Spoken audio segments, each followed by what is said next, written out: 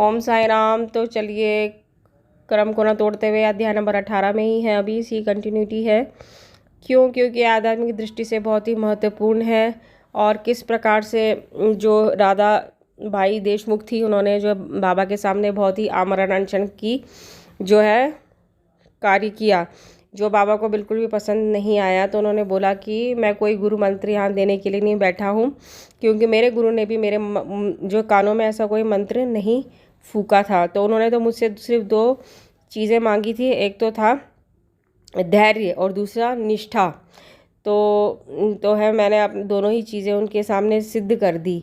तो मतलब ये है कि जैसी भक्त की निष्ठा और भाव होता है, बाबा भी उसी प्रकार उनकी सहायता करते हैं। कभी कभी तो बाबा भक्त की कठिन परीक्षा उसे उपदेश दिया करते हैं, लेकर ही उसे उपदेश कहते हैं। तो धैर्य तुम्हें भवसागर से पार उतार देगा। धैर्य ही मनुष्य में मनुष्यत्व है। धैर्य करने से समस्त पाप और मोह नष्ट होकर उनके हर प्रकार के संकट दूर होते तथा बह जाता रहता है। इसी प्रकार तुम्हें भी अपने ध्येय की प्राप्ति हो जाएगी। धैर्य तो गुणों की खान वो उत्तम विचारों की जननी है। निष्ठा और धैर्य 2 जुड़वा बहनों के समान है, जिनमें परस्पर प्रगाढ़ प्रेम है। मेरे गुरु मुझसे किसी वस्तु की आकांक्षा न रखते थे।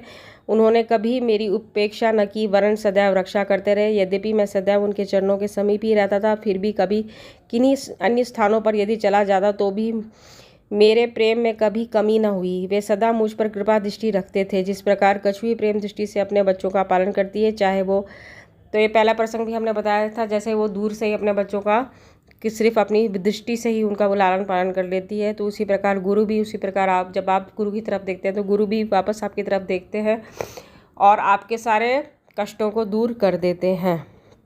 व्यर्थ में किसी से उपदेश प्राप्त करने का प्रयत्न न करो, मुझे ही अपने विचारों तथा कर्मों का मुख्य ध्येय बना लो, और तब तुम्हें निस्संदेही परमार्थ की प्राप्ति हो जाएगी। मेरी ओर अनन्य भाव से देखो तो मैं भी तुम्हारी ओर वैसे ही देखूंगा।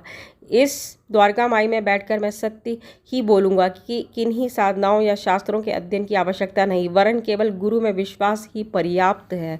पूर्ण विश्वास रखो कि गुरु ही करता है और वह धन्य है जो गुरु की महानता से परिचित हो, उसे हरि, हर और ब्रह्म त्रिमूर्ति का अवतार समझता है। तो यहाँ पे सबसे बड़ी बात जो है सिर्फ समझ की है। तो बाबा ने बोला था किसी भी चीज़ की ज़रूरत नहीं है, सिर्फ जो है आपको गुरु के ऊपर पूर्ण विश्वास रखना है, तो आपको बिल्कुल निस्संदेही इस भवसागर से तार देंगे।